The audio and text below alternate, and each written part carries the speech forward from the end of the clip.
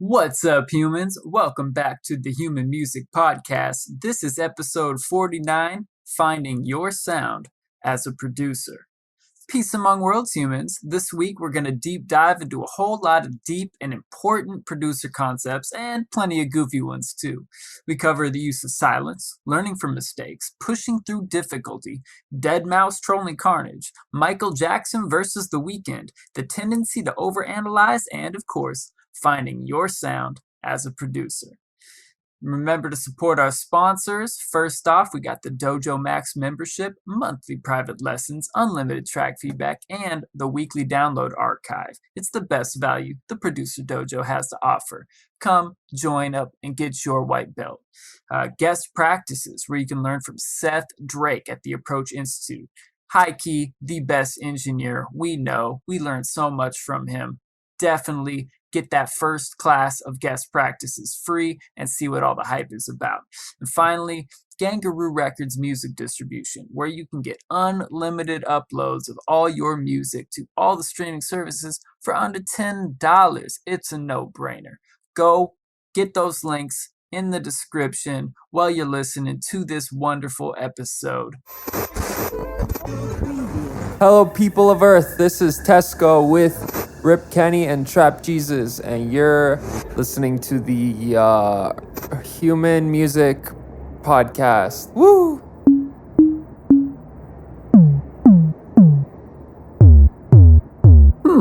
Human Music Podcast. I like it. And I'm pretty sure I said somewhere in there that I liked Big Room House in the day. So that should be like, did that make it in there? Did I say that? I'm pretty sure I said that. Like I liked Big Room House, just like I liked Rhythm. Animals. I did like that song when it first came out, dude. That was a banger. You say otherwise, you're too good for your own shoes.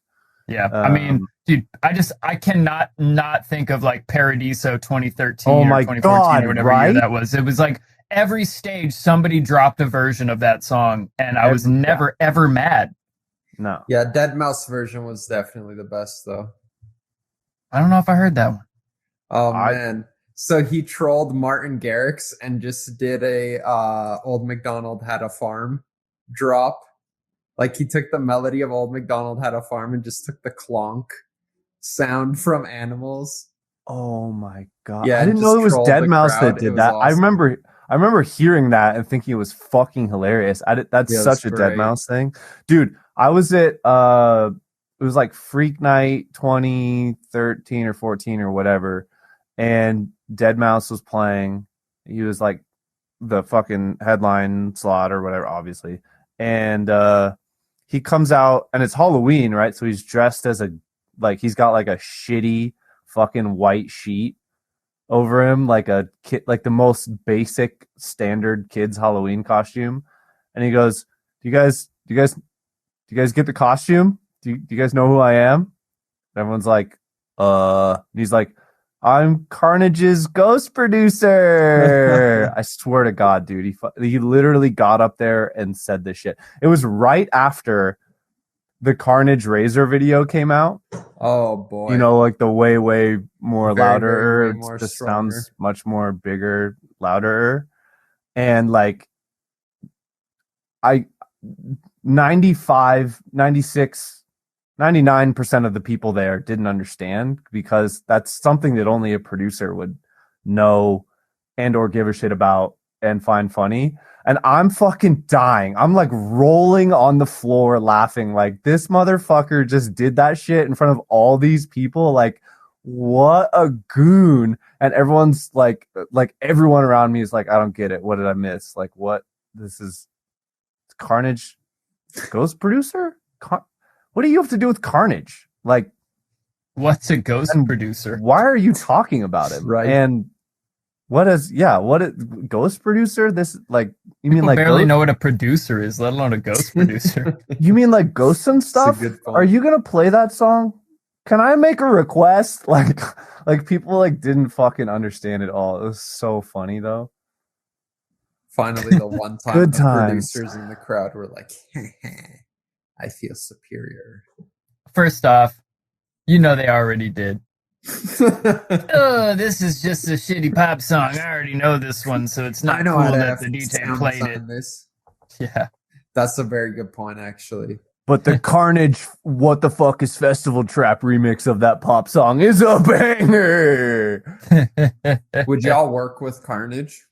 No, dude. I mean, like, I don't think he ghost produces his stuff. Like, granted, a lot of, Deadmau5 does. Does Deadmau5? He produces ghosts and stuff. Can I make a request? No, but I just like I thought it was an act for the longest time, like his big fucking Chipotle gang ego, like Papa Gordo. Like I saw some fucking New Year's post from him one time that was like, man, I've slept with so many women this year, man. Like to all my Chipotle gang fam, like we're so sick, like, yeah, oh yeah, yeah. Like he was basically just Carnage or Deadmau5? No, Carnage. Oh, okay, because I was picturing Deadmau5 and I was like, wait, what? No, you said would you collab with Carnage, right? Yeah, okay, my bad. Yeah. Like I think he can produce like a motherfucker. So you don't want him to fuck you for Chipotle, is what you're saying? No, I just think his personality would rub me the wrong way in the studio. Did you guys see the tweet he just made recently that was like, I just produced like the best fucking tech house track of all time. Like, it's so sick. Every label this label wanted it. Everyone fucking wanted it. And no one knew it was me because I made it under this different name and it's got my own vocals on it. And it's the best tech house track of all time. That's a long tweet. Yeah, it was. Did he go? Was this a thread? It might have been multiple tweets, but this dude was jerking himself off so hardcore. I was gonna say, speaking of producer jerk sessions, I know, right? And he basically was like, "Yeah, this is so sick, and it's the best tech house track of all time." But yada yada yada, and he's like talking about how cool his vocals are, and basically like someone posted like a live set. He's like, "All the biggest DJs have been playing it," so someone like dug up like the song that he's talking about, and basically his like masterpiece vocals on it are like him like mumbling cocaine and ketamine and like, I mean, yeah, you said it's a tech house track, right? Nonsense. I mean, like, good for him, like sick vocals, like songwriting on point. I mean, it's just got to fit the vibe. But by the time I like caught up to this sensation that was this tweet, Ultra, who must have signed the song because Ultra had submitted like copyright claims for every single video that was on the planet that had this song in it. The music festival? No, the label. Oh, it's both. I see. I didn't know it was a label. Yeah. Damn. But yeah. Also, they're just like, sorry, Carnage, your low-key reign in the tech house realm has come to an end. Yeah, or it's just beginning. I mean, to his credit, though, like those antics, your like last producer nut. We're talking about him. I mean, granted, I've never been a student of the fucking be a loudmouth because it gains you notoriety school. I don't subscribe to that theory. I think it's kind of cheap. But we're talking about him, so fucking A. Related, did you guys see the tweet from Kashmir that's like, I couldn't imagine a single other person writing this album that I'm working on. Like, it is so next level. It's gonna be so sick. Like, I seriously couldn't imagine another artist ever attempting something so ridiculous. Could you imagine somebody writing the Rip Kenny album that you're working on right now? Or no, because you literally fucking invented the whole concept and everything surrounding it. Well, I mean, like, there's like a difference though. Like, I think if you have a signature sound, like, yeah, no one's gonna fucking repeat what you're doing because that's your signature. Like, as we've talked about, like, that's kind of your signature is less of a people can recreate this and more of like your instinct creates your signature sound, which is Right. kind of to the point of no, I don't think someone else could make the album I'm working on, but that's kind of like a moot point though. We're like the thing is, like, if you write that tweet, you've literally doomed the appreciation of that piece of art, because like you're just never going to live up to that hype, A, and like B, then like everyone that listens to that album is just hoping that it's like Not a a piece of turd. shit, and if it's good, it's still a piece of shit, and if it's great, then it's like, well, it's not the best album of all time, like, and then people are gonna start talking about Michael Jackson and other shit that like fucking doesn't matter in the context. But like, that's the thing though, like, you're just never Thriller, man. Yeah, exactly. Like, people, like, that's people's response. Like, I remember someone was like, I just saw The Weeknd at Bumper Shoot, and he seriously is such a generational talent. I think he's like the Michael Jackson of our era. And like, I saw that performance and I felt that. Like, it was so fucking good. It was right when Beauty Behind the Madness came out, and like The Hills and all, like I Can't Feel My Face or whatever, all those like super extra plus jams that The Weeknd has made. Still jams. And he was just like, his stage presence was like unmatched, and I was like literally in awe, because I honestly hadn't heard of the dude, and I was like, this guy with funny hair has fucking pipes. And what an introduction. I know, right? And like, the thing that I love about him is, should we record, by the way? Oh, we've been recording. Yeah. Okay. Oh, right. Welcome to the Human Music Podcast, where we talk about music-related things such as producer masturbation, Carnage, Deadmau5, beef between Carnage and Deadmau5, Kashmir, his new album that might suck, it might be the best of all time, but doesn't beat Michael Jackson, The Weeknd and his relation to Michael Jackson, and people's social media posts about those two artists. So this is the official start. No, we done been on the podcast. Let's be real.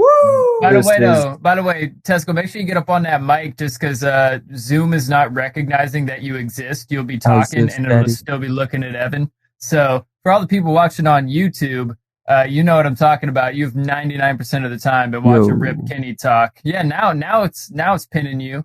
All right. Thanks, Zoom. Hey, for like doing your job and switching between speakers once in a while. That's my bad. I didn't even realize the mic was set to default. But see, that's the thing. We just started recording it and then just started chit-chatting about dumb shit per usual. But we never actually like tested audio or any of the technical things we're supposed to do. Anyways, wrapping up the point about The Weeknd and Michael Jackson is that like the performance was incredible. And I would agree. I like The Weeknd, especially the performance that I saw from him, a lot more than Michael Jackson. I mean, it's just more our time, right? But people were fucking shitting on that guy. Like, are you kidding me? You can't compare The Weeknd to Michael Jackson. I mean, you really it's can't. Michael Jackson. Exactly. Right? Like, first off, you totally can. You totally can. Bro, but and okay, if you compare Michael at his peak, as someone that's not even that big of a fan, if you just compare his impact. Fuck, I don't like his music. I'm just saying for the sake of fairness. I know, but see, that's the thing. You can't make that comparison, because even people that don't die and live by Michael Jackson, will still have that opinion and shout it at you on the internet. Saying you can't compare the two, that's ignorant. That's ignorant. You guys just ignorant. No, ignorant. South Park is the best. But the thing that I like about The Weeknd, ending on a positive note here, is that he was a pioneer of singing something in like a classy way that was like just talking about drugs and eating like pussy. Yeah, that's what. Yeah, hanging out with strippers and doing cocaine off tables. I'm not gonna lie.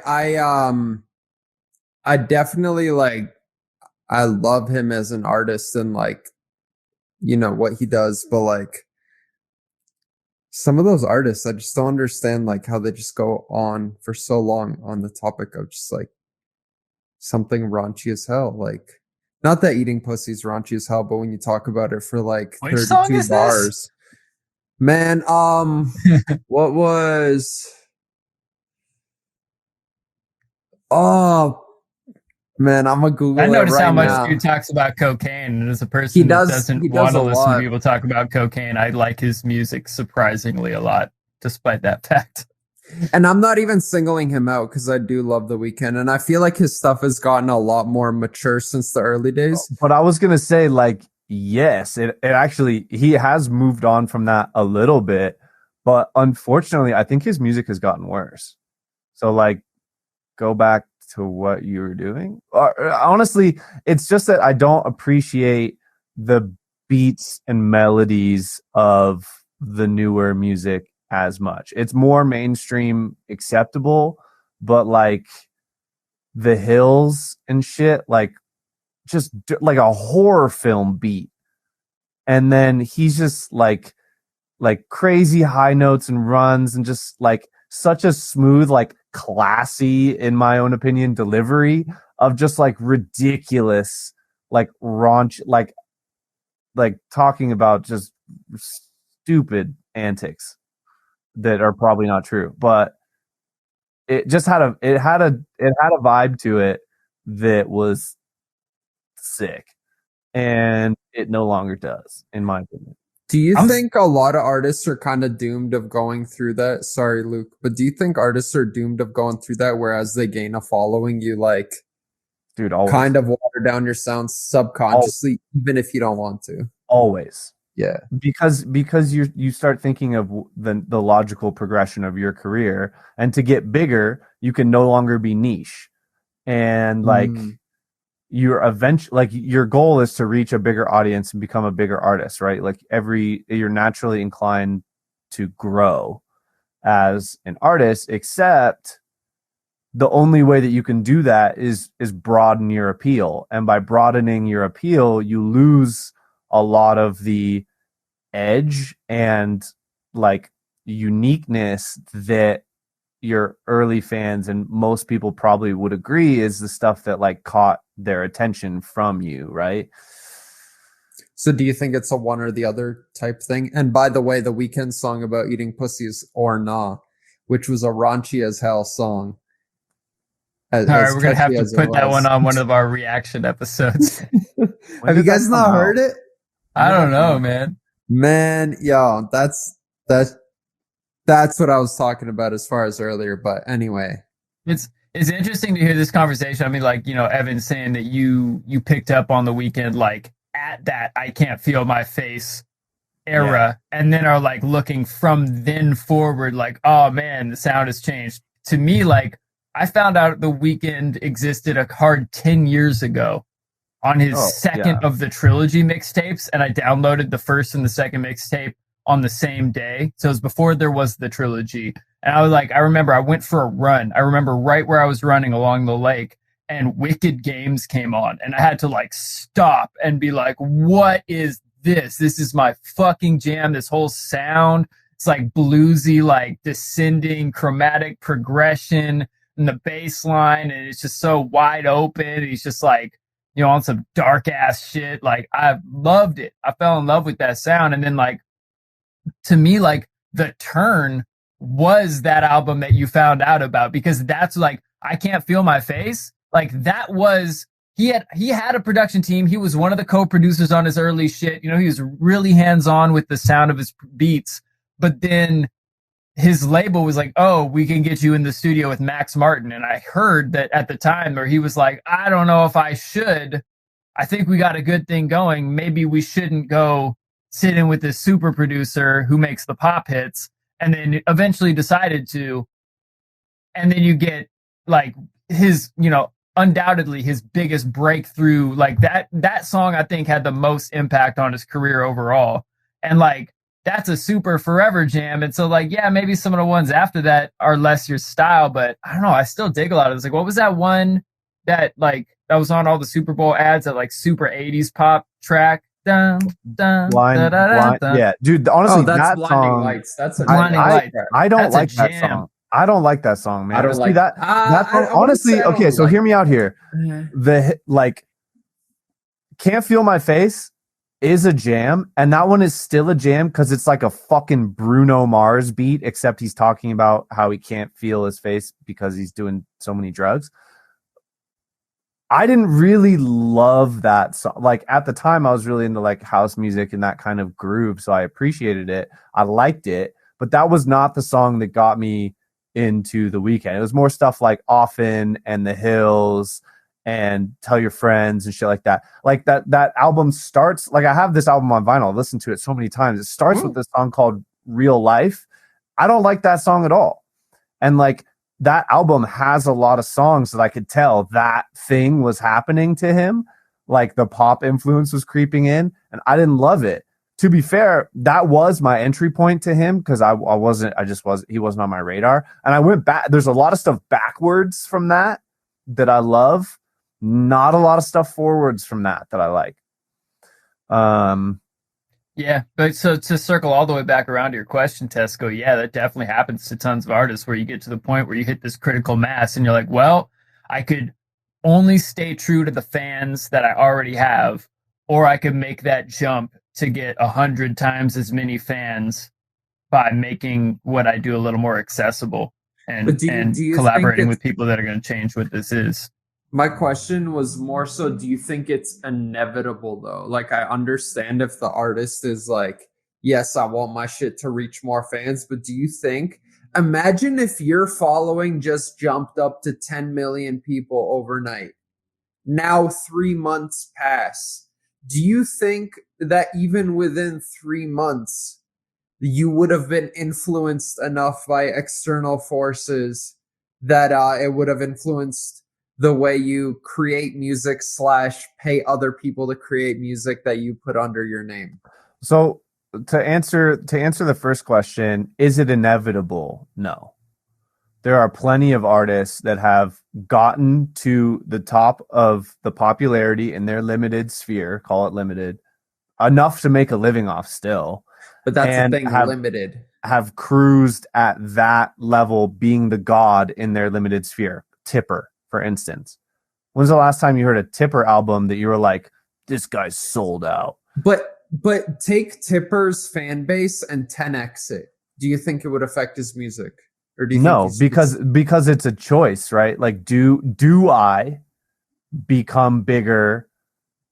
It's the natural inclination to do so, but it's still a choice. I guess that's. But I'm just saying, like, even if the inclination wasn't there, and now suddenly overnight, like imagine if Tipper was as big as Ariana Grande.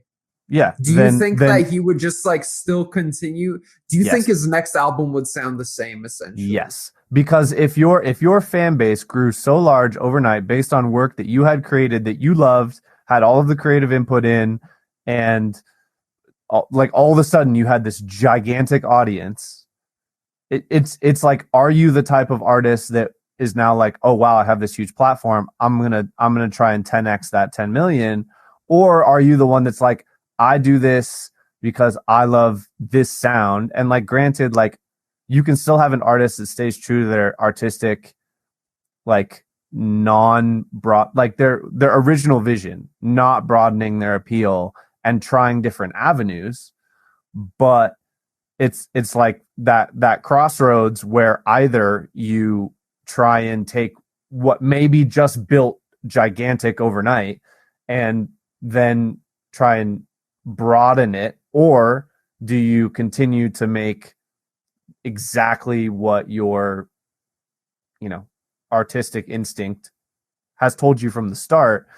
It's just like, do you want to become the pop megastar or approach that, or do you love what you're doing too much to try and broaden it? I mean, sorry. No, I was just going to say, like, there's plenty of examples of both. But like I said, I do think it is in the current music sphere where as you grow, you get a lot more hands in the pot. You get a much larger team. You get a lot more people in your ear telling you what you should do and how to grow the thing. Because as you grow the team, you get a lot more people that are in the team that are business minded, right? Like they're telling you how to grow the machine, and growing the machine is the opposite of what we're talking of staying true to your original artistic integrity, right? So it is one or the other, but it is still ultimately the artist's choice. Do I grow the machine?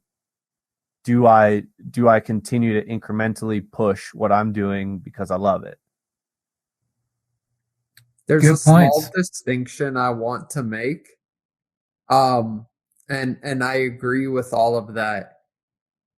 One thing I've thought of a lot, because at first, very early on, like especially my teen years, I absolutely resented anything pop and just really was drawn away to anything and felt above that, and all the things that just elitist prick musicians believe when it comes to pop, that is just not valid and all that, right? And I thought because it was understandable to a lot of people that it wasn't valid, right? That it didn't require any thinking. And now I've just come to realize that it's the thing that just tends to resonate with people most.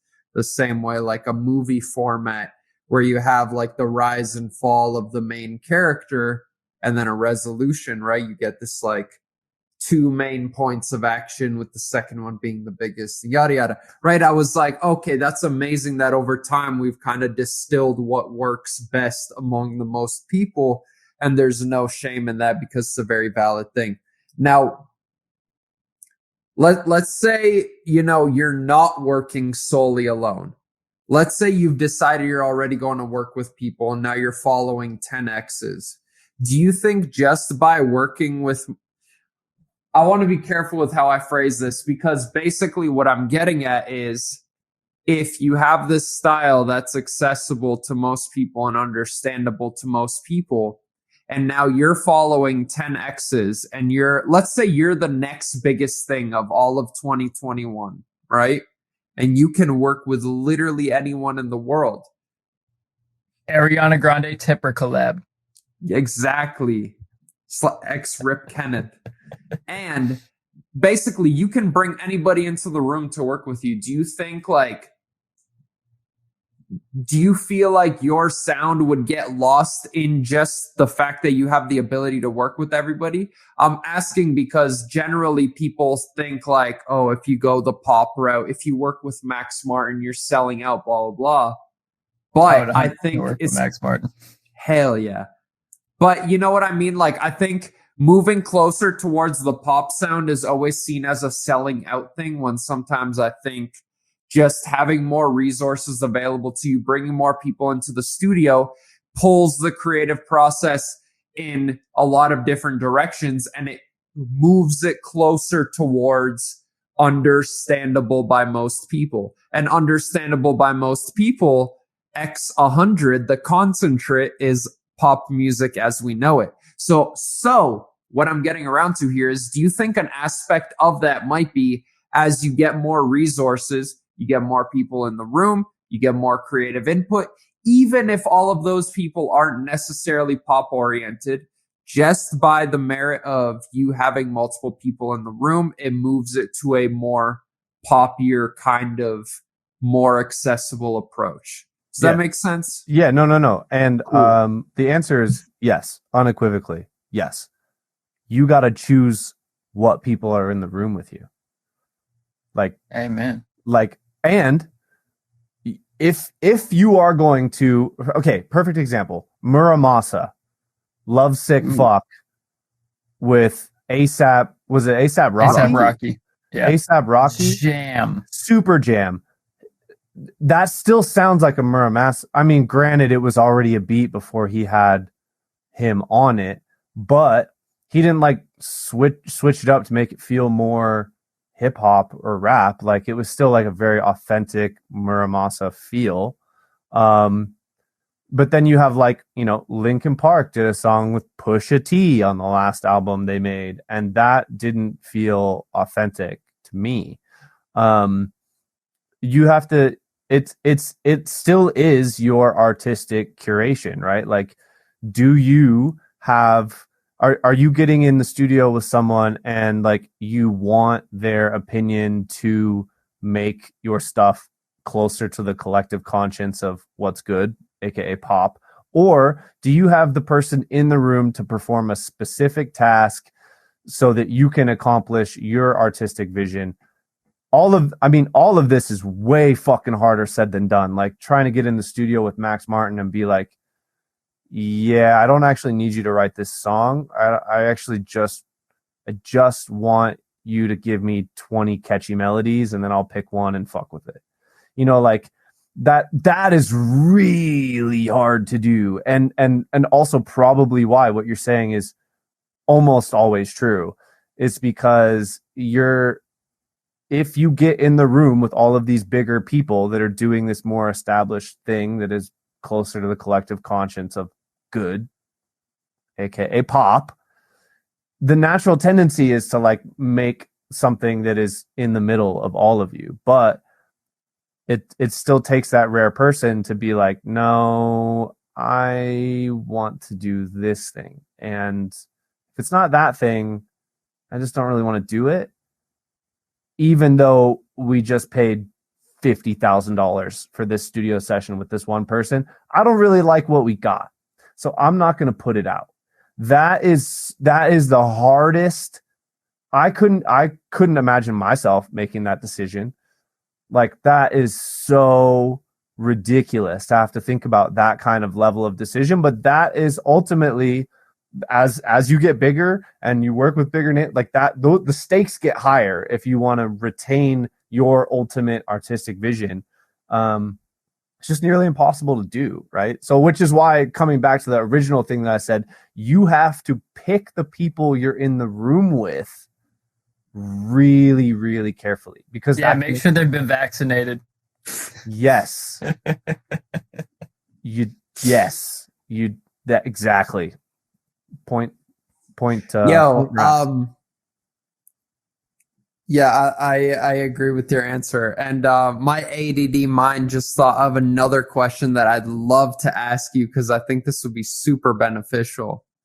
Is when you were switching from Tectonic to Rip Kenny, what did that look like for you? Where were you in your production journey? What were the big breakthroughs you had? Why did you feel like that was a justified decision? More so on just like, where were you in your production journey, and kind of what were the big breakthroughs that you learned at the time to where you're like, oh, I know significantly enough more to launch a whole new artist brand and leave all of this behind? Totally. So a lot of that was, so you have like the cutting your teeth phase of producing when you like, your initial interest and love in music is what you think that you're going to do because you're sounding like a lot of your favorite influences, right? And you're taking influence from a lot of different people, and you're creating music that is an amalgamation of mostly stuff that you've already heard before, right? And that's a lot of what Tectonic was. Like, I loved house music at the time, and I was like, oh, I'm going to make house music for the rest of my life. Dude, I still love house music in all sorts and kinds to the death of me. But it wasn't an authentic representation of my unique cross-section of taste, right? And as I, was doing the house project, Tectonic was a house and trance project for like 2 years.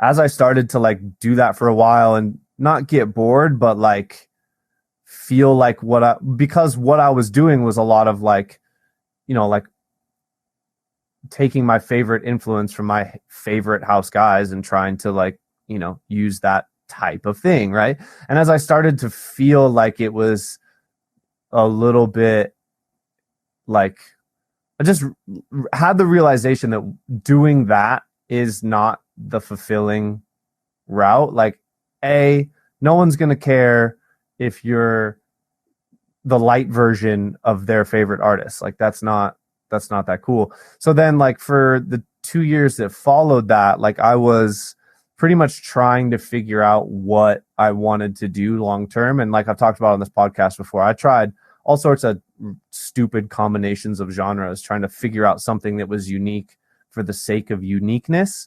And then towards the end of that period, there were like a couple songs, like I did a remix of Audience of One by Rise Against that was released under Tectonic. When I say released, I put it up on SoundCloud. There was a song that got released on Simplify Records called Falling Back to You that had like a certain flair that I liked. And there was a song called Need You on the last EP that I released as Tectonic it had some very like guitar tone stuff to it. And all of those were like approaching what I felt like my soul was trying to express. And then I basically stopped. Well, I was just making a bunch of songs, and then when I felt like one was a Rip Kenny song, like one that was like truly authentic and was different, I put that in like a different folder. And by the time I released that EP on the Dojo, I had 34 complete rough draft songs of stuff that I thought was authentic Rip Kenny, and then only 4 of those came out on that EP. And then since then, that like flavor has been easier to distill after doing it so many times that I felt like the authentic representation of me became easier to hone in on, because it was like, oh, this thing that I did this one time, like that I really like, that feels like very me. And like this other thing. And so like kind of started to gel a bit more until I feel like it's fairly focused now. But that journey was really less about like finding like, it was more about me, and I didn't know it at the time. It was more about me figuring out exactly what I felt represented me, like just me, than like grasping at things to like be interesting or cool, because that's like the trap that you fall into, like when you're starting to get good enough that you feel like you have stuff worth listening to, is that like you want to create stuff that like, you know, people are going to like, rather than what I think is the tried and true long-term solution of what is my unique cross-section of taste that only I could realistically combine authentically and deliver in a way that feels like different, right? And everyone has that, but the tendency is not to go that route because it's much more convoluted. Did I answer your fucking question? I mean, I was asking what's the biggest difference when you were that prompted you to start Rip Kenny. And yeah, no, man, I think that's all really good points. Like figuring out what is you and expressing that. Honestly, I'm still just thinking about the fact that there are 20 Rip Kenny tracks out there that I need to hear still, that will never see the light of day. We're at 96, 97 now. Damn. Nice. And how many are out in the world? 14, 15. All right. Sounds Humans, about right. That is a lesson right there. Right there. Start making it. Build that folder. build it, then start releasing when you have like a chunk of ones that are undeniably ready to you, and then be selective about what you put out from there. Like, don't just drop every single song you ever make. Like, you know, Rip Kenny's brand is his career, and the records he's putting out are all of a quality that he feels are definitely past this personal bar of his. And, you know, as a Rip Kenny fan, I can tell you that I am never disappointed with the tracks he puts out, and I'm always excited to see the next one, because it's not like, you know, every other month it's one that's this is a bummer. It's every single month it's like, ooh, this is a banger. And so, like, people will come to expect that from you if you approach your artist project like that. Like, don't get impatient. Like, keep your standards high for yourself, and build that folder big. You know, like, he's put out what's that, like, you know, whatever, 15% of the tracks he's written. And I'm sure some of the other ones will come out and could get finished, and many of them won't. And that's okay. Yeah. As and the like number one Rip Kenny fan in the world, I confirm. Tesco says, walking away from his microphone to go turn on a light. I was gonna text you like, man, you're sitting in the dark, bro. I know. Dude, dark I vibes, had to, man. dark vibes only. My bad. Yeah, like the early Weeknd shit. Yeah. Exactly. But yo, you said Sitting something in the dark real often. Yeah. What's up? You said something, Rip Kenny, there about like how so many producers, yourself included, start out on this path being like, oh, I've got to make shit like so and so because that's what's hot, and attempting to emulate somebody else's cross section of sounds instead of finding your own. And I think that's like, it's okay. It's okay to start there as you're trying to find what is your cross section. But getting out of that is really important. Like, I actually had a conversation with Il Gates the other day, you know, about the direction of my EP. And I was kind of showing him a bunch of different directions I'm trying, like some more like, you know, heavy shit, some more down tempo shit, some more melodic stuff, you know, some more noise based stuff. And he was definitely liking my kind of melodic down tempo stuff better, you know. But the idea was not that the heavier stuff was bad, but that, like, you know, he says he sees so many people going after this like G Jones style sound, for one example. And it's, you mentioned so many people end up sounding like a watered down version of somebody else's favorite artist.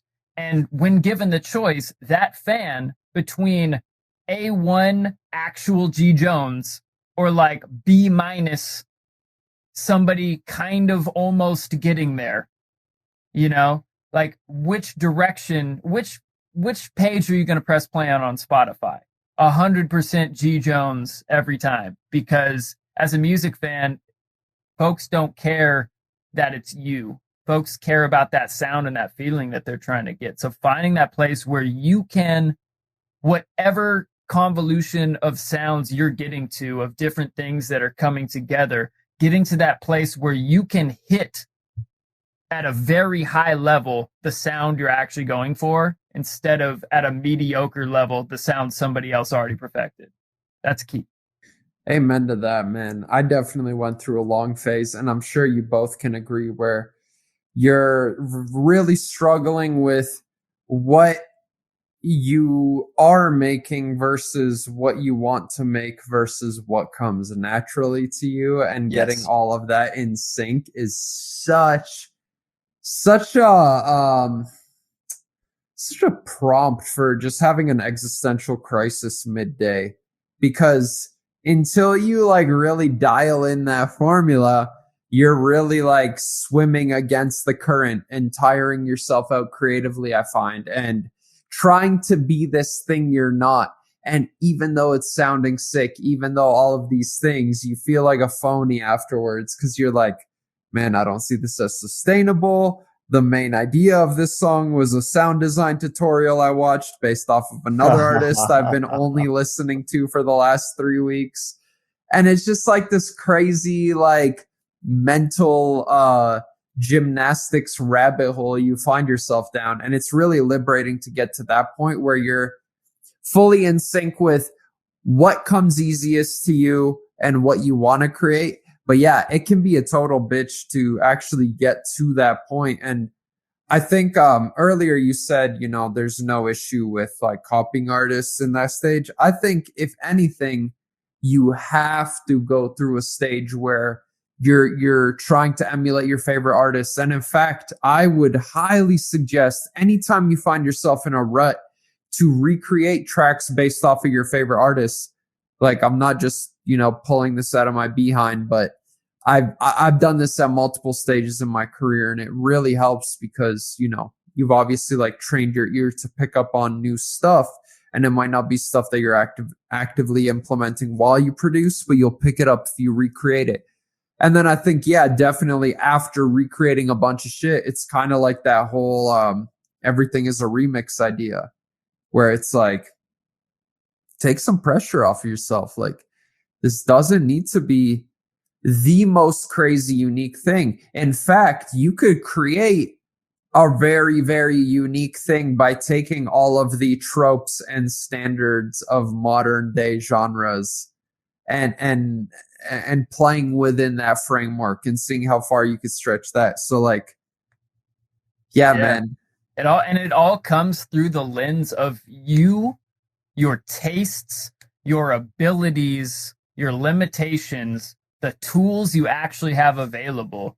You know, that's one thing, you know, again, like somebody's making this other sound based on all these influence of shit you may have never heard, based on their, you know, they might be doing this weird melody because they don't know anything either way less or way more about music theory than you. They might be like, man, I just poked notes into the sequencer and the piano roll and then nudged them until I didn't hate them. And people are like, that's so innovative, you know, like, or maybe they're like some crazy virtuoso and know scales that you've never heard the names of and can't pronounce. Or maybe they've got a synthesizer, a hardware piece or something that you don't own and can't afford and haven't heard of. And that's their whole sound. You're like, why can't I recreate this on Serum? It's like, well, because it didn't come from Serum and it's using a completely different kind of synthesis. And there's literally no way to make that exact sound again. And so like getting influenced by stuff, but then taking that into the crucible that is your actual studio with you sitting in it and your equipment. I mean, like, I like the feeling that gave me. How can I evoke that feeling over here? And then again, we always talk about this, allow the song to happen. Like, don't try to shoehorn it where you think it's supposed to go or who you think you're supposed to be. Like, allow the reality of the situation to flow and let that song come out. You know, even if you don't end up liking it, that's fine. At least you got to the end of it in a reasonable amount of time and can move on to the next one. That last point is so important. I can't even tell you how many times I've spent hours during a writing session going the wrong path because I'm thinking to myself subconsciously, this, like, you know, what would Nero do? Or your equivalent, right? Like this isn't going the direction I want because it doesn't sound like X or Y or Z. And instead, just write the damn song that, like, A, you would make, and B, the song is telling you to make, because both are incredibly valid and authentic, and all of the other shit is not. Amen. Amen times two. I also want to touch on a concept that I don't know if you guys dealt with, but in my sophomoric stage of production, there was a phase in which I would be making things that would be like, oh, this is going to impress my producer friends. Like, like that's, yes. like that's not necessarily the best song or the most authentic song, which is going to resonate with people. And just like the what would Nero do question is going to ruin that song, what would my producer friends think of this is going to ruin that song? And also, what are my friends going to think of this is going to ruin that song? Like I said, what would you make? What do you think is cool?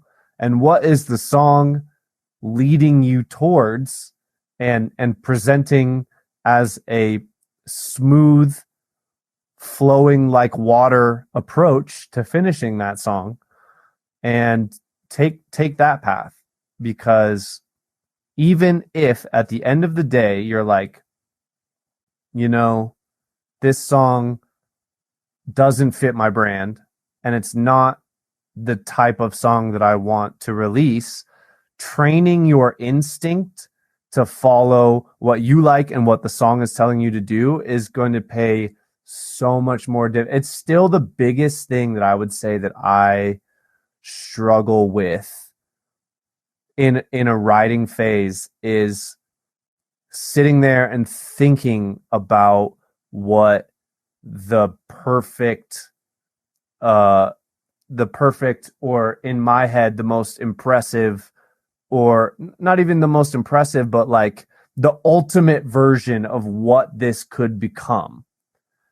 And sitting there and thinking about that, and then trying to force that onto the song rather than what's some cool stuff I could try. What is this section of the song leading me into? And just flowing with that and making the damn song like that. Because that, honestly, after you try to beat your head against the wall and force all these ideas, eventually you're going to come back to that and be like, none of this other shit has worked. It all feels forced. Let me just come up with some more ideas. And you're going to come up with an idea based on what's already there, or what in the moment you're like, oh, this could be cool. And then that's ultimately, in 90% of the cases, going to become the thing that is the genesis of the song, right? Following that path. And it is so easy for me to sit here and tell you guys to do that, and so unreasonably hard to do on a case-by-case basis, because it's like all of the left brain is analytical, right brain is creative. Is that true? Or I don't think it's true, but I think that's how the saying with goes. The idea for Yeah. your point. Okay, so instead of left and right, because I can't tell one from the other, you go like this with your hands, and the one that makes an L is to the left side.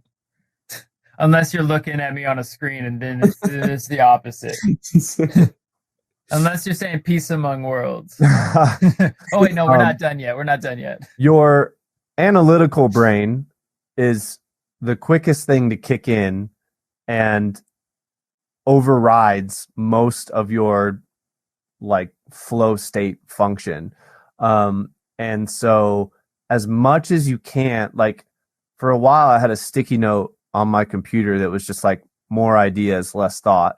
And then I took that off because I thought it was cheesy. And I think I might need to put it back on, because it's like the one, like, I swear to God, my writing sessions have become longer recently, because as I'm trying to finish this album, I'm like what works with the album? What is going to be a good statement for an album that I made, the first album that like, what's a good statement for that album? Like, what is a good track that's going to slot in and like be cool on this, rather than just like writing a bunch of music that I think is cool and that comes naturally, and then picking my favorites from that work.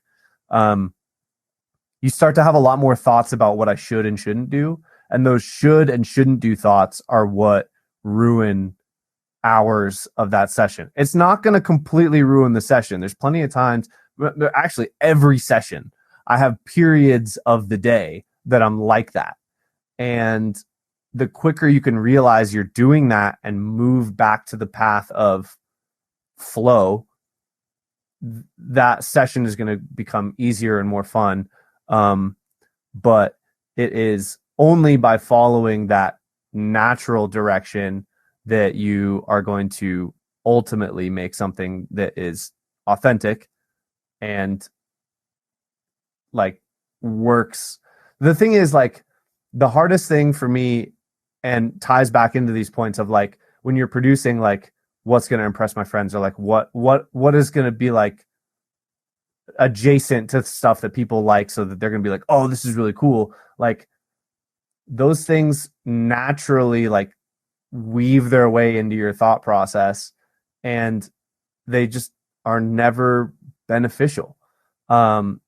They are the most natural thing to come to your head, because in a situation where you don't know what to do, you're like, what would other people do, or what would other people like? It's the easiest trap to fall into, but it ultimately is just not the route that you want to go, in my opinion. Yeah. And it's really like that, getting in your head about like, how can I impress my producer homies? That's like that ultimate producer masturbation kind of bullshit that, reminds me of like talks I've heard from Bill Gates talking about like, flexing, producer flexing. You're like, look at all of the production I did on this, everybody. Hey, look at me. Look at how much I touched the track, as opposed to like making something where people hear it and just feel it and move to it and don't think about the production. Just like, ooh, this song, right? And that's, for producer nerds, we got to get granular and understand the details of why we like shit, but it's an equally important task to be able to stand back and look at the whole song as one thing that hits you and washes over you. And why did that work? Because, that's important. And when you're flexing, something that took me a hot minute to like get through my head, but when you're flexing on it, it really shows insecurity. And insecurity is not cool, and not cool is not good music. Like, good music is cool. And it's cool because it feels like no matter how much effort you put into it, it's got to come off feeling effortless. Like you're not trying to make people pay attention. It's just doing what it does. And because it does it so well, people pay attention. Not, hey, look at me. It's like people like, oh, hey, look at that. Yeah. Amen. Yeah, I'm glad to hear you openly say that you struggle with that, Evan, because that's definitely like one of the things in all of my years of writing and production and all of that stuff, from both the technical and the creative side of production and actual songwriting itself, like the craft of songwriting. I've managed to just about make every part of the process more efficient, besides getting out of my own way and not forcing it to be what the fuck I think I want it to be versus what it actually is. That is like such a skill in and of itself. Not even a skill, it's like a sense that you gain for like connecting with the idea, the same way you would like vibe with a person and see if there's potential there for friendship. It's like you vibe with this idea and you see like, can we move things forward from here? And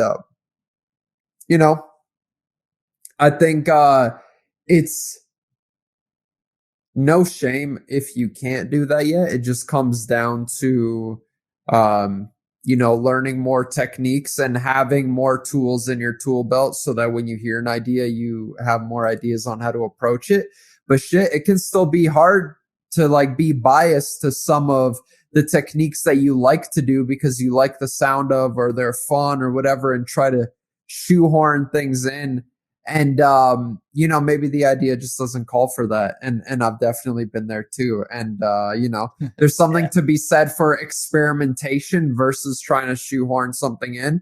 Like, if it's not working out, obviously move on, but that's definitely always try things. That's the part, is experimentation implies scientific mindset.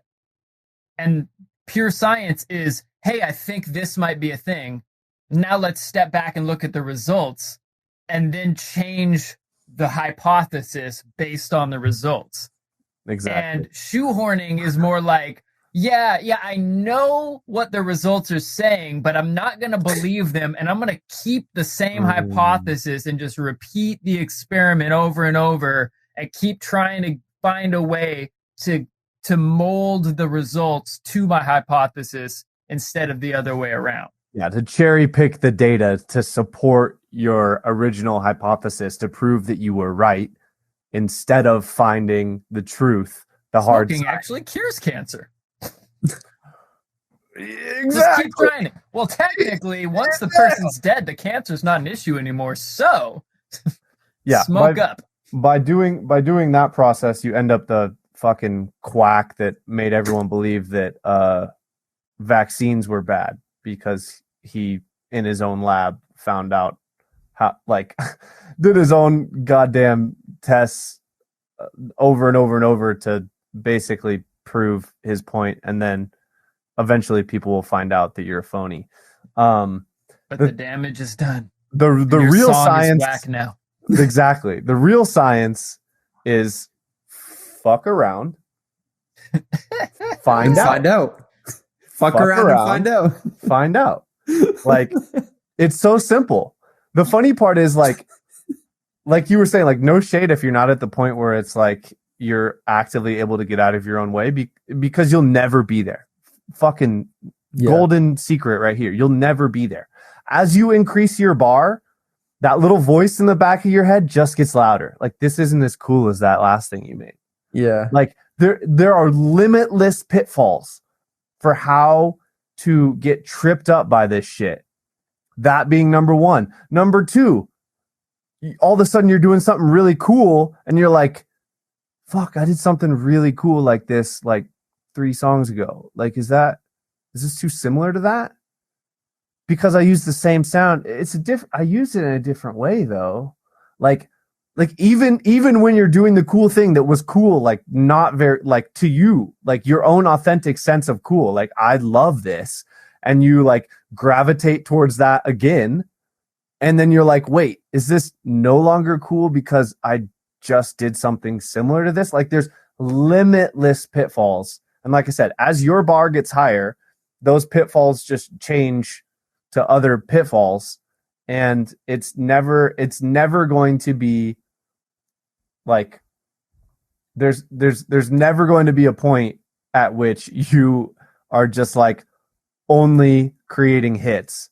Like, even someone like Max Martin, or I would honestly liken Calvin Harris in the early to mid 2010s, 2010s as like a hit factory. Like, I guarantee he made a bunch of garbage too, and I'm sure even Max Martin has a formula.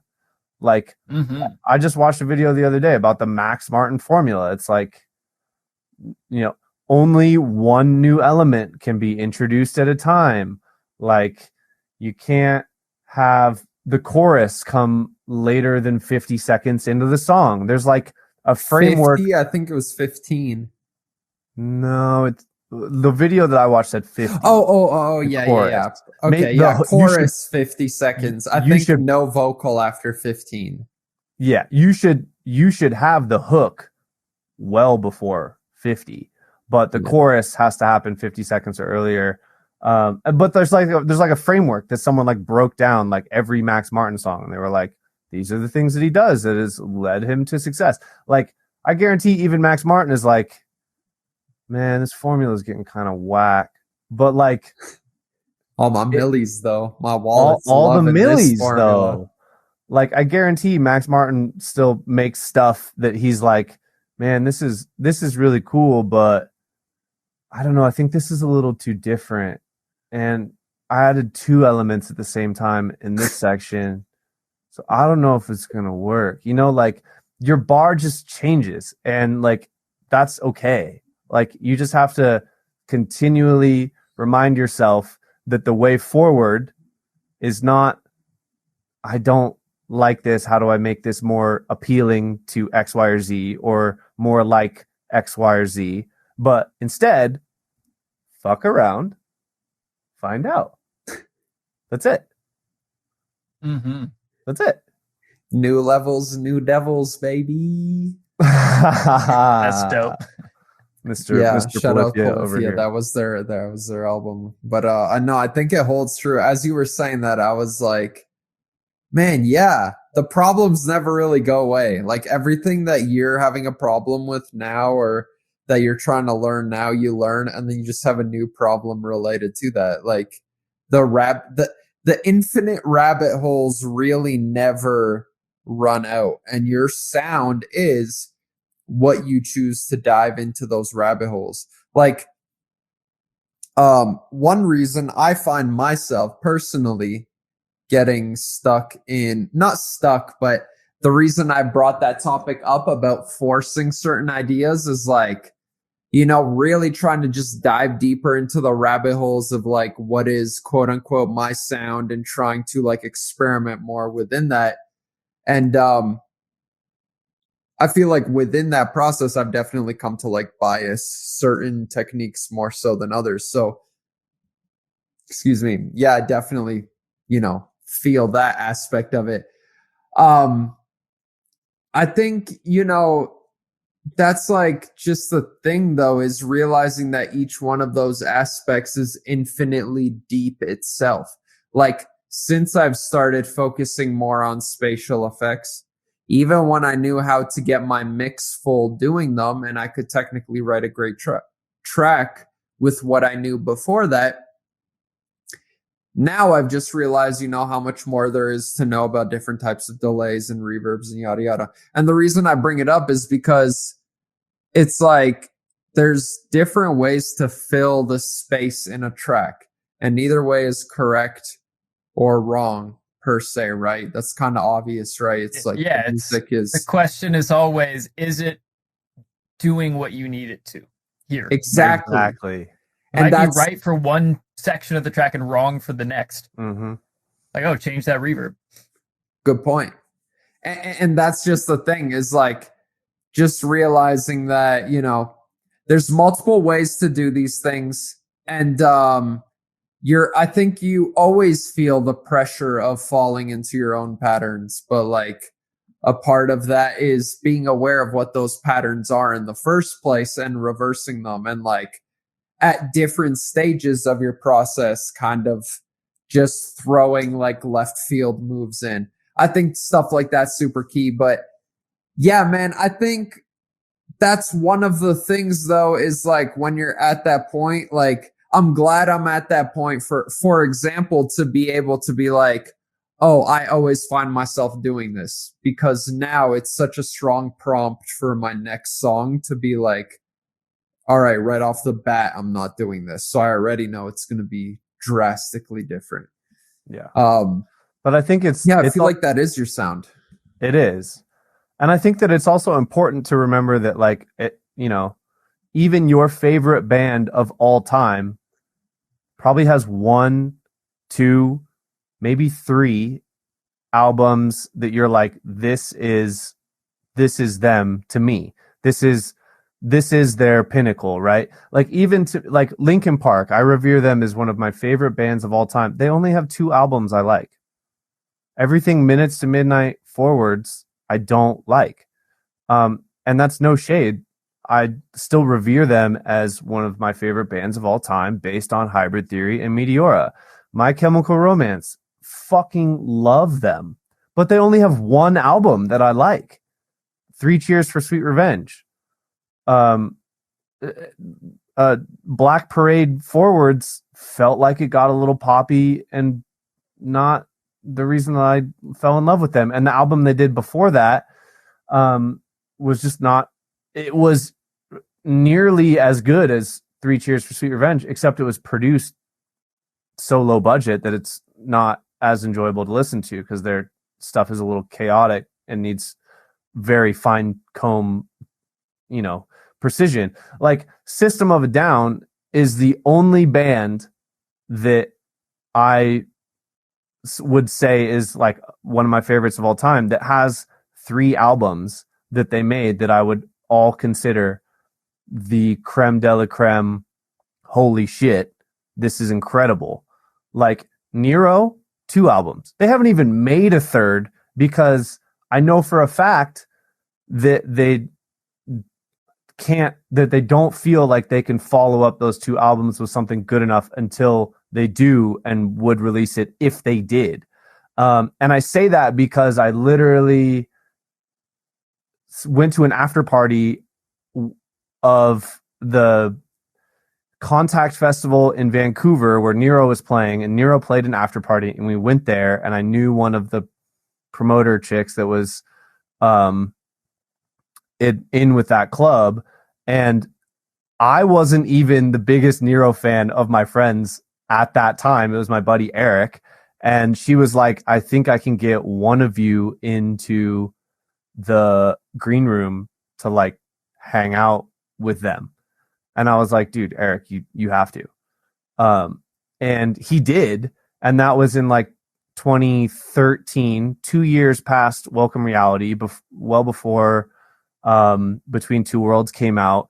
And they literally, it was Dan and only Dan, but he said to Eric, because literally he asked him, like, Welcome Reality is like one of my favorite albums of all time. Like, what are you working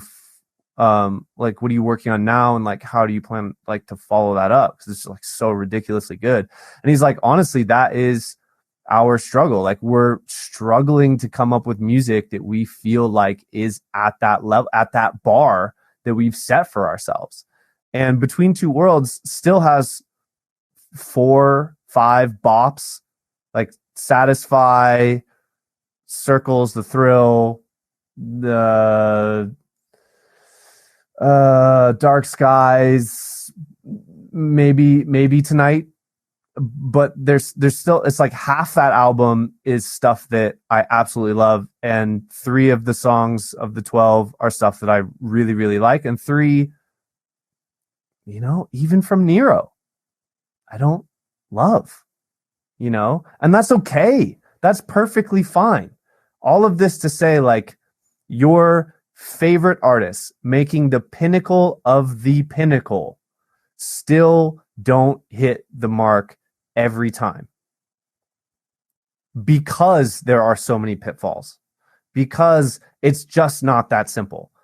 And understanding that and accepting that and being okay with that and working every day, knowing that those limitations exist, doing what you can to overcome them, continuing to fuck around and find out, and working towards always getting to that flow state rather than that analytical state. Being okay with all of that and just continuing to move the process forward is the only way that you are going to come up with those few songs, those few albums that people will remember you as their favorite artist of all time because you made.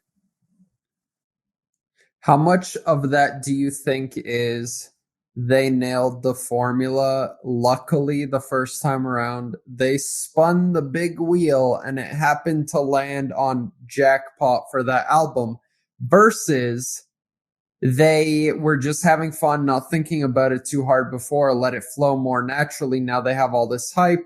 They still have the ability to write these tunes, if not better, but now they have the mental hurdle as well as the creative hurdle to overcome. I think that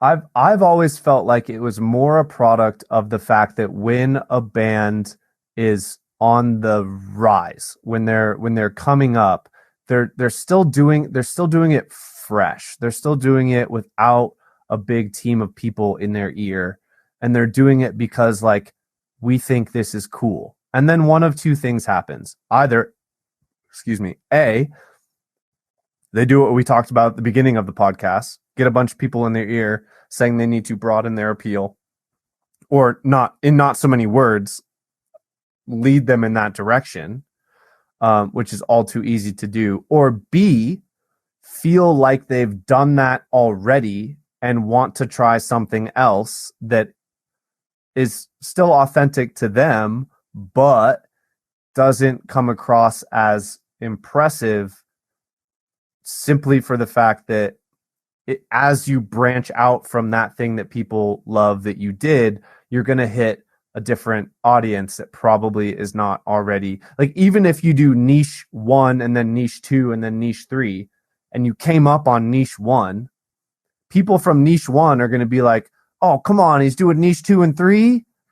I liked them way better when they did niche 1. Like, right. Like, it is partially a taste thing, but like I said, it's one of those two paths. Either they diverge into something else that is unlike the thing that you came to love them for, or they become more mainstream, like the most like I don't want to say popular route, but like as you grow, it just tends to happen, like we talked about. Mm-hmm. It's one of those two. It is, and like we talked about, it is so rare to make that seminal album that like I guarantee even after they make that, they're like, I don't want to hold myself to that same bar, so I'm gonna do something else. Like that. I feel that too. But that is also a product of this same conversation. Like, I can not write music good enough for my own bar anymore in this style. So I have to do something else. Like someone with that level of artistic integrity is going to be like, I can't touch that bar anymore. I've literally run out of my fuck around and find out has run out of steam entirely, and I can't get there anymore. So I have to do something else. Like it's all just a natural part of the process. 100%. Yo, you guys mind if I switch the topic real quick? Because I'm curious. It kind of got prompted from asking you about the tectonic question. I'm also curious to pick Luke's mind on his background as a rapper, because man, you gave me one real transformative piece of advice, which was everybody pays attention to when the sounds begin. Nobody's paying as much attention to when the sounds end. And not only did that help me with my vocal delivery, but man, that's helped with everything mix-wise, man. Like the way I fade my audio clips, how steep that curve is, the length of my sounds. Are they the full eighth note? Are they a quarter of it? Are they somewhere off the grid? Like all of that shit's so key for being in pocket. And I'm curious, as somebody who like came through it in that world, you know, as a vocalist first and writing tunes from that perspective, do you recall any like notable sort of key moments as you were you know, transitioning more down like the producer first route that like you drew a lot of parallels with like vocal stuff that you were doing? Or do you just recall like key points where you had a breakthrough in your production abilities that you feel like you came to because of your vocal background? Man, good question. Not really sure where to start, but yeah, I kind of threw a lot at you there. Yeah, man. But I mean, one thing that comes to mind is just, you know, one mirror is the amount of nights in the studio, both as a rapper and as a producer, coming up, just struggling to make something I liked and feeling like I was shit and thinking maybe I should just fucking quit and taking a deep breath and pushing through it and being super glad looking back over, you know, the entire time I've been making music that nothing ever actually got me to quit this, you know, because this is my favorite shit in the world. And I wouldn't be here with you guys if it wasn't for all that. But man, like, you know, yeah, like that, you know, that is a good one that you bring up, that like, you know, yeah, you gotta, everybody thinks about when the start of that MIDI note is, but also make sure to clean up the back end of your MIDI notes or you know, your the vocals. back end, ladies and gentlemen. Amen. Yeah. Wipe your ass, people. Yeah, gotta bidet the end of your MIDI notes. Yes. You know, just, but yeah, like quick side note, the thing that you said was like, oh man, I should just quit and like not do this. Like straight up, that happens to me at least once a session for every song that I've ever liked. Like there's not a song here, I'm just gonna hang it up. Like I'm not, like this one's not gonna get there. And then you reset, take a 10-minute break, go walk around, sit down on the couch, whatever it is. But don't just continue to like you get back up, you keep working on that song, and then at the end of the night, you're like, oh my God, I'm so glad I didn't just hang this one up because I love this now. I really resonated with what you said there because it's so true every time. It's not like that happens like, once in a blue moon. That happens all the time. And what I heard once in a blue sky day. Once in a blue screen. Yeah, once in a blue screen day. Actually, the blue screen day, you are gonna hang it up because you're gonna break your computer if you don't. Or maybe you already did, and that's why you have the blue screen. I don't know, but sounds about right. Please continue. I'm equally as curious into your background and how that's affected your process. Man, I mean, it's interesting because like I spent so long being a rapper, and like I started making beats first, and then that quickly became secondary to me rapping over those beats. And I never bothered learning to engineer because I knew I was going to take the whole song to an engineer to finish it up. But then, becoming a producer first mentality, I completely hung up being a rapper, and I didn't do it for the longest time. And then kind of like we're talking about, like thinking I needed to, oh man, I'm going to make this bass music. I'm going to make all the craziest wubs, and I'm going to make this sound design, and kind of coming back around to realizing like, wait, like what if I like put a quick lyric in here? Something that I've never stopped being good at, something that's always been a skill of mine that I spent years developing and honing. Like come back to those things that are your strengths. Because as much as you want to shore up the weaknesses or like learn new skills, which is very important, like come back to those things that are the strongest for you and the things that mean the most to you. Like I never stopped loving hip hop music.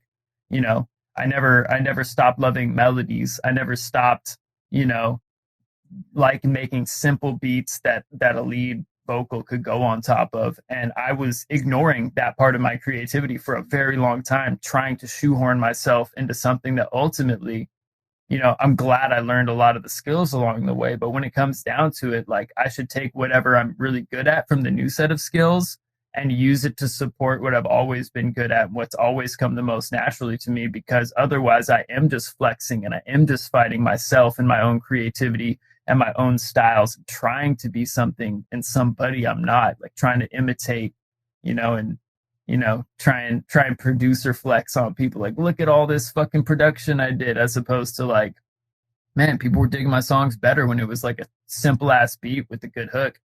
Like, man, maybe that could be the thing. And my engineering in the meantime, my engineering has come up so much that I even seem like a better vocalist now.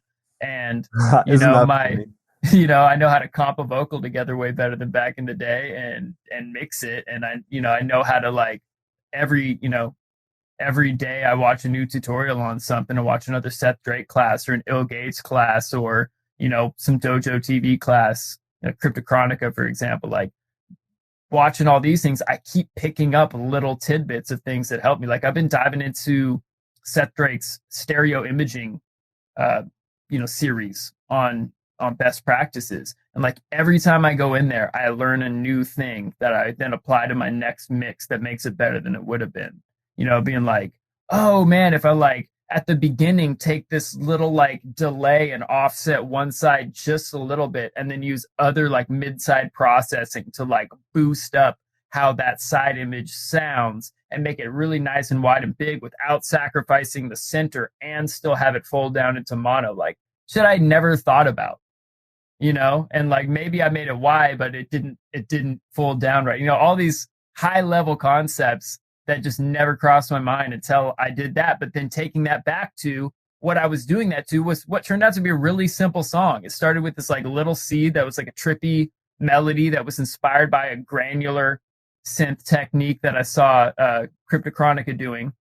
And then just threw good chords and a good melody on that, use those good chords and melody to kind of rearrange them to create the drop in the same sounds, and then pick new sounds, like made super saw chords and a growly bass line that matched that shit, and then like a bigger synth for the lead, and then just use these new skills on this nice and simple thing where it's just like chord blast, melody as the response, chord blast, and it's like so chill and so fun.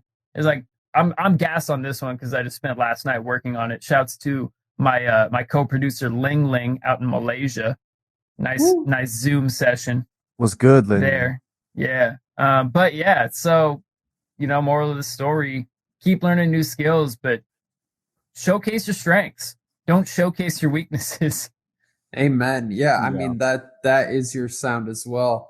I'm curious, any of that like arrangement stuff that you picked up and used towards drops, did you learn any of that through being a rapper? Because a lot of the way I structure my drops and the way I've always thought of it was kind of like a rap flow, right? Like a lot of bass music is like kind of, trying to get a flow across, trying to make you move your body in a certain way.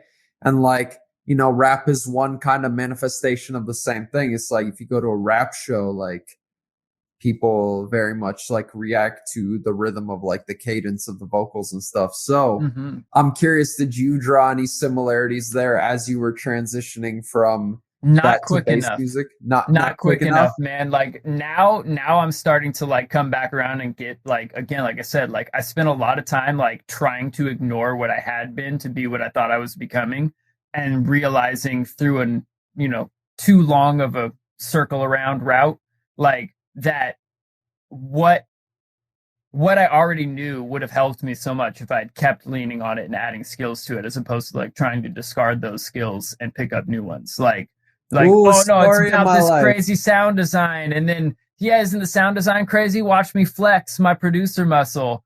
And then people being like, yeah, but like I can't groove to it. I don't like.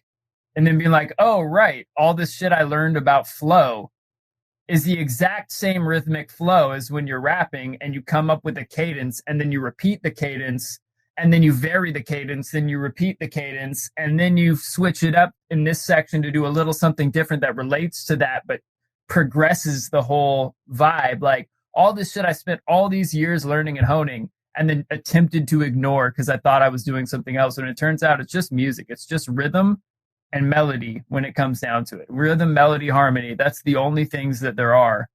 And, sound design is, a bonus to that. But if you have really cool sound design without good rhythm and melody, it's, kind of that shit we talk about where, people clown on people who do mod stuff where it's just like, oh, I'm doing everything in my modular and I'm just pressing the buttons and patching the cables and letting it go for 2 hours and being like, cool, right? And people are like, I couldn't pick up the beat in there at all. I don't know where I was supposed to nod my head. Dude, that is like something you said, Nicola, is like so profound that I didn't even realize until just now.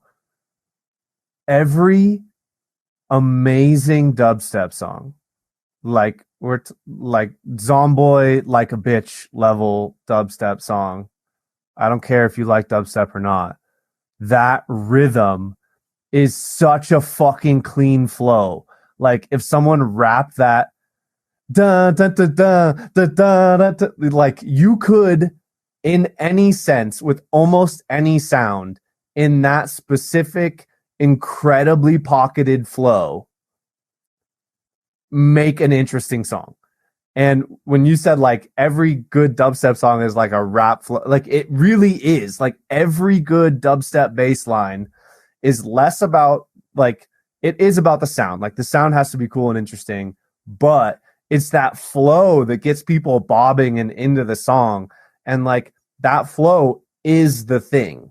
Like that rhythm, that infectious rhythm of every A+ level dubstep song is the driver that make people like it.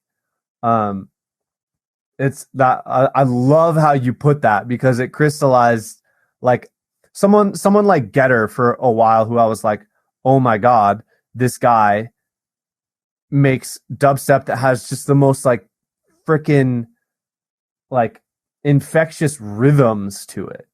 Like it has such like this, like just the drums and sub, I would be dancing like crazy to. Like it's so in the pocket.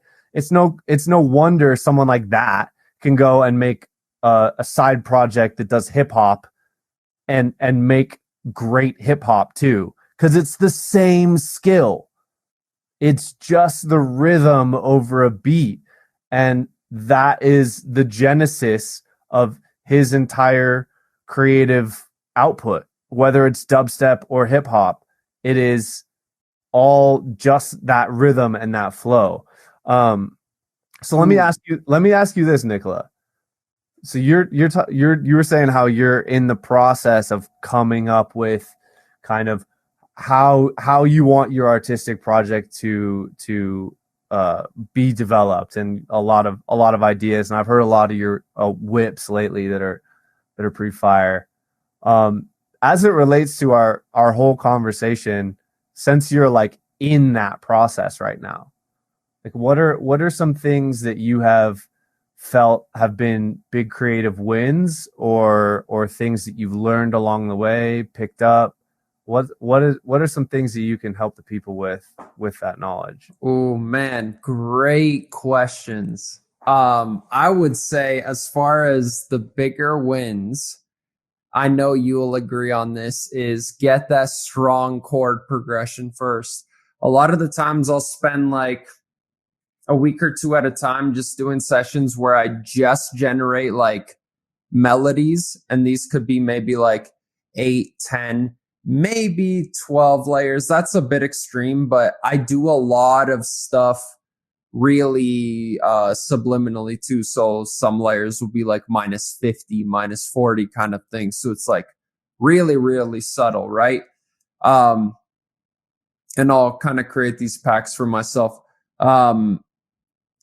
Now, one thing that's really helped is just taking the time to make these really good chord progressions that you could base all of these layers off of. And obviously, when I'm arranging the track, I might only introduce like 1 or 2 layers at a time. But the fact that this whole stem fits together mix wise, and that I could just kind of like bring parts in and out of as I please, it makes the songwriting process really easy for the vocal part.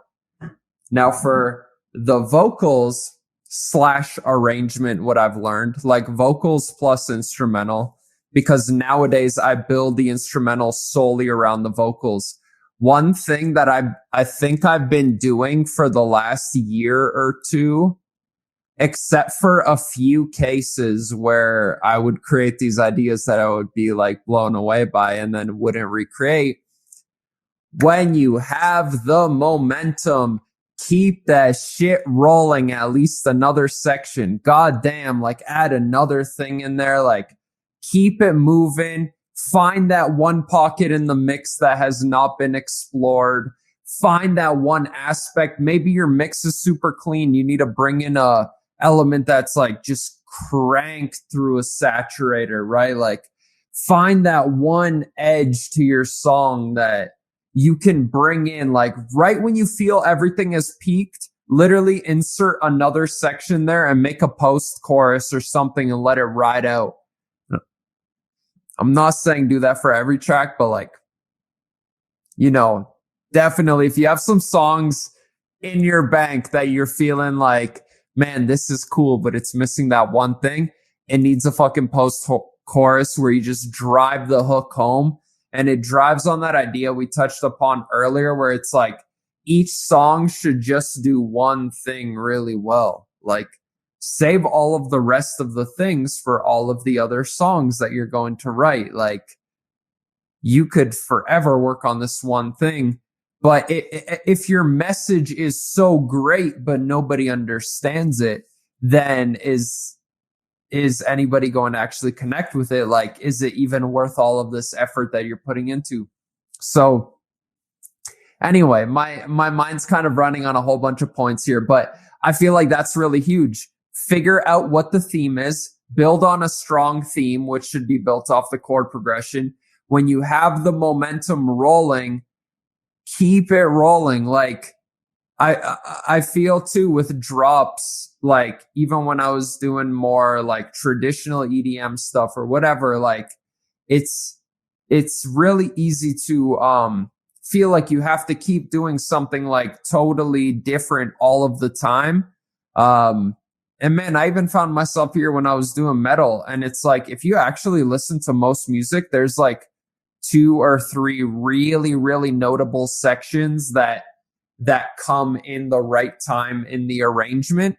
And sometimes each of those sections is like, or maybe not each, but like one of those sections repeats twice and it's like 40 seconds long and it very slowly evolves. And that's like half the song in the grand scheme of things. But for that song, it really works. So I guess to summarize all of this in a nutshell, what bringing vocals together with the production tighter has taught me is to not focus on all of the fancy shit earlier on in the process and really get down that strong harmonic idea. Harmony being chords obviously being multiple notes. I'm trying to find in what direction are these clusters of notes moving in, and I try to get a loopable idea there where I could build a vocal line or melodical vocal lines, ideally, typically like 2 or 3 vocal lines. And then the thing is, if my vocal line overall on average is ascending, right? Maybe it's like 2/3 of the way it goes up and then slightly down the 1/4 of the way, right? I would say that's trending on the ascending side. You could have something that, maybe starts up higher and goes down lower. Or you could have something that's a bit more stationary, but you have to be careful with how you play that, in my opinion. So what I'll try and do is like make the instrumentation build up for that. So if for my chorus, right, I want to have a vocal line that's descending, right? Maybe starts off high and then the melody like goes down and maybe it starts an octave higher than where it ends. I would say, all right, overall, this melody is descending. Maybe I could add some elements in the second half of this section to accentuate the descending aspect. And then in that post-chorus section or whatever, like my hook section is. And I want to be very careful when saying that because one misconception I had was that a hook is a section, which hooks are not sections. Hooks are melodic aspects that hook you in. Or shit, it could be rhythmic too, but it's a element of the song that hooks you in. But I'll typically allocate that post-chorus section to spotlighting the hook, right? Amen. Man, what was I saying? Yeah, so one thing I might think of is like, all right, could I drop this post-chorus down an octave so that the descending melody makes sense? Or if it was ascending, I'd be like, can I bump it up an octave? Or, like I'll much more closely consider stuff like that. Whatever the vocal is doing, let me make the production assist that. So if the vocal is switching to a new timbre, maybe I could switch the snare or the clap, or maybe I could use a new bass for this section, or maybe I could like overblow the master a bit harder on here so everything clips together nicely or whatever. Like I try to really play it around the vocal, and then whatever the vocal makes me feel, try to emulate that in all of the background elements going on. And then just to tie that up, sorry, I know I'm rambling on a bunch of shit, but it's changed my writing process in the sense too that now I get very minimal elements in the start, and within the first like 10 minutes, 15, if not sooner, I'm already like in the vocal part of that process, building out what's going to be my hook, or grabbing in some basic sound design, like trying to get that like post chorus hook section down. And then I'll get the minimal amount of elements that I need to get at least like a 4 or 5 section long arrangement down that I know can serve as the skeleton for the rest of my track. Like typically that's like a hi-hat and a clap and or a secondary snare for the next section or whatever.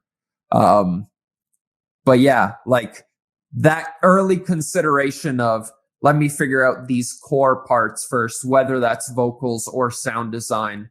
Then when I figure out what I'm presenting to, let me build around that. Yeah. But building around the part that's the most important part is what I just wanted to highlight. Totally. Just make sure, because like you were talking about vocals and you came back around to mention the sound design, but like, yeah, if some of our human listeners are not making vocal driven music and they're making like drop driven, synth lead music, make sure that your synth lead is super sick, and then ask like, okay, what will support this, as opposed to like trying to make a whole bunch of supporting elements and then figure out what your lead is. Definitely you can do that too. Like, if you get a good drum groove and then write leads on it, but like, don't make yourself so much. It's similar with if you're producing beats to give to vocalists, you don't want to put so much in the beat that the vocalist has no room.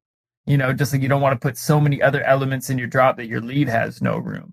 Whichever way, just like make sure that the actual, the fundamental pieces of the track all work. And this is something I've definitely learned from both you guys, especially, Rip Kenny in the past. Like, make sure your chords really work. Make sure the lead element really works, with a skeleton of a drum groove. And then once that's all working, figure out what really needs to be here to support it section to section. And then like, all right, what sub note needs to be under that to like round it out. And then once everything else is there, like what FX riser might work here to like just put that little ass icing on the cake, to just smooth out the edges, like build the thing, then put sandpaper on the wood. Like, like don't start with the sandpaper. Yeah. And one thing that when you started talking, Nicola, you were like, I know you'll agree with me on this. And I do, is that coming up with that first idea is the thing that takes the time. The reason I save hi-hats and the sub to like the very last is because those are actually really easy to do once I have the main genesis of the song, like whatever idea it is. Once that main thing is in, then those elements are dictated from that. Then it's like, okay, what does this element beckon for a hat rhythm? And normally it comes pretty easy, or like sub notes underneath something are like extremely easy. But like what you were talking about that I really resonated from everything that you said is like that main thing. Like you said, Luke, it dictates the rest. And if that main thing isn't there yet, like you have to keep fuck around, find out until you get that main thing, and then you run with that. Like you said, Luke, even if you're not doing vocal driven music and you just have like a big lead, or you're doing festival dubstep and it's just a big bass rhythm, like that rhythm should still be able to have an entire 10,000 person crowd worth of people like hum or yell along to the song that is going to be memorable. Like for instance, I don't know if I'm dating myself here, but Calling by Alesso, I always thought that was such a good example of this, and something that I grabbed onto early on in my production career. You should be able to imagine you and all your friends, who none of you can sing, being able to be at the festival just yelling that fucking melody all day. Da da da da da da da da da da da da da da da da. Right? Like I can't fucking sing.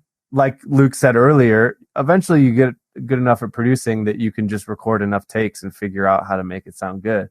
But you should be able to yell it like an idiot and have it be memorable. Yeah. Huge takeaway. Yeah, I like that a lot. And to close things out, I finally thought of an actual answer for Tesco's way earlier question about what I learned from rapping that like brought me to producing. And that's something: silence.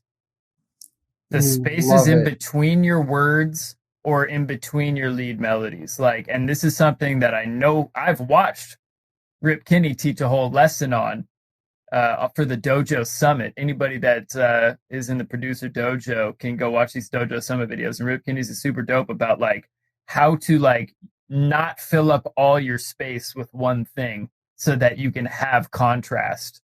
And that's like a song that I wrote and then rewrote and then rewrote and then rewrote in my rap days called Fluid popped into my mind at some point during this conversation since then. And the first time I wrote it, like the first verse was like, cats on the next corner don't got the dope I have. Goddamn, they should package me in little ass bags and and it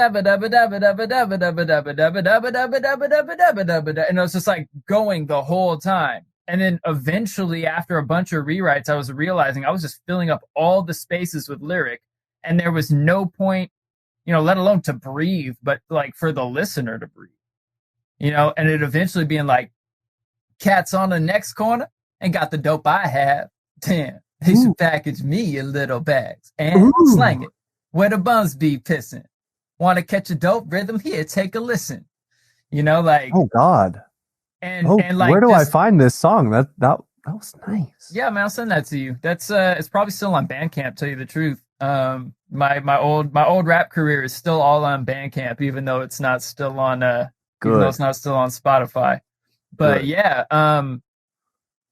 that really does speak to what Tesco was actually asking me about, like that when to end your notes, like when to stop talking so you can start talking again, or when to leave a break in your lead so that it can come back and have another impact. Because if this sound is happening all of the time and it never goes away or changes or dissipates, it stops being impactful.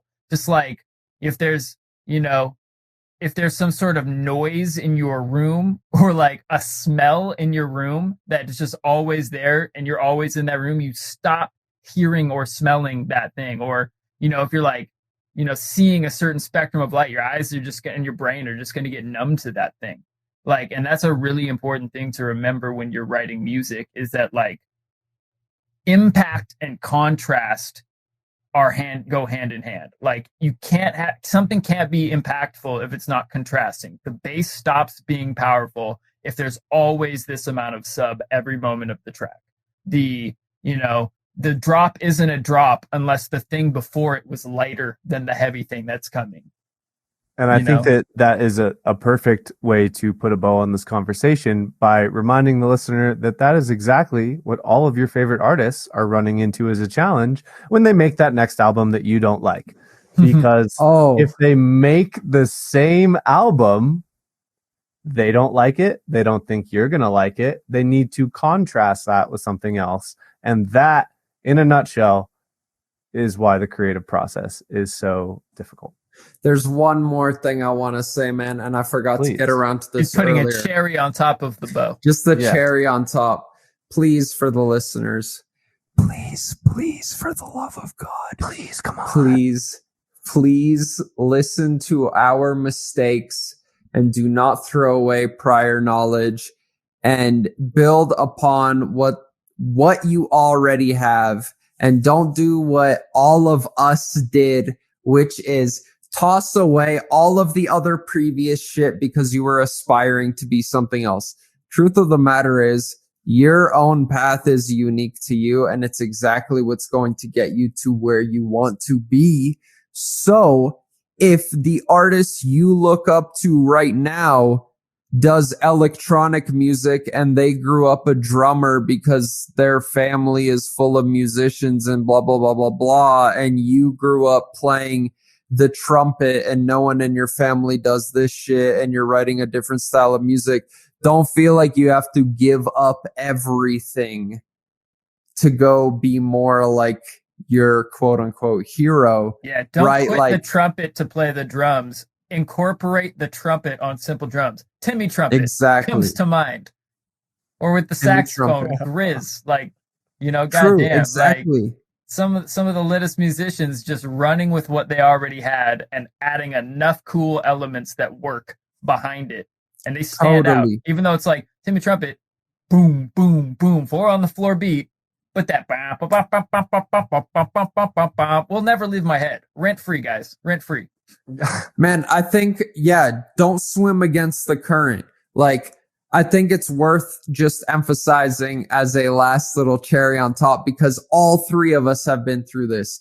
And I feel like I definitely creatively struggled because I tried to put a whole bunch of shit to the side and basically be very selective of what I brought forward and tried to do this whole other thing for a while. And in reality, you know, when life hands you lemons, you follow the path of those lemons and you squeeze them for all the juice they got. And you know, your unique path is exactly what you need to fulfill, not being the next house or dubstep DJ or whatever the fuck. Not that there's anything wrong with that, obviously, but you know, definitely anything that you know, build on top of that, move it forward, make some lit ass human music. Fuck around and find out. Fuck around and find out. Find out. No, honestly, I think there were so many gems from a philosophical approach to writing music standpoint in this episode, which is why there's so many cherries on top, because there were so many good, insightful points to wrap up that we didn't want to forget any. So to all the listeners, humans out there, we appreciate you sticking with us. Hopefully some of this was interesting. I'm probably going to re-listen to this episode so I can hear my own dumb self, remind myself to not do all the things that I would like to not do. And on that note, have a nice day, and peace and peace among worlds. Peace among worlds.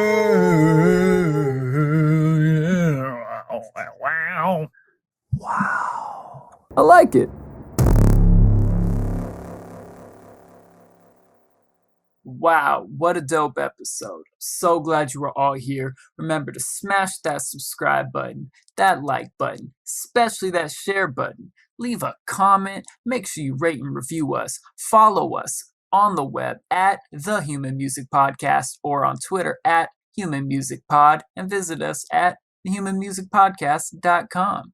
Now, before we head out, just going to give one more shout out to our sponsors. First off, Producer Dojo's Dojo Max membership, where you can get monthly private lessons with trained senseis. You can get unlimited track feedback and get the weekly download archive, plus a whole bunch of bonuses if you sign up for the full year. It is the best value Producer Dojo has to offer. Second up, guest practices, where you can learn engineering and production skills from Seth Drake at the Approach Institute. He is the best engineer we know, and your first class is free. Last but not least, Gvngaroo Records music distribution. Unlimited uploads for under $10. Come join the gang. All right, y'all. Peace out. Peace among worlds.